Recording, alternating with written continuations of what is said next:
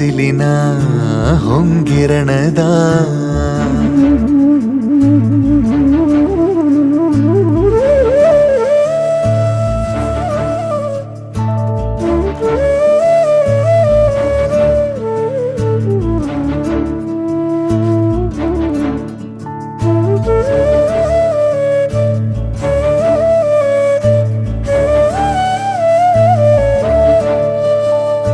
ಬೀಸುವ ಗಾಳಿಗೆ ಮನೆಯಾವುದು, ಆಕಾಶಕ್ಕೆ ಮೊದಲು ಕೊನೆಯಾವುದು, ತಿರುಗಾಡೋ ಕಾಲಕ್ಕೆ ಊರ್ಯಾವುದು, ಆ ಸೂರ್ಯ ಚಂದ್ರಂಗೆ ಸೂರ್ಯಾವುದು.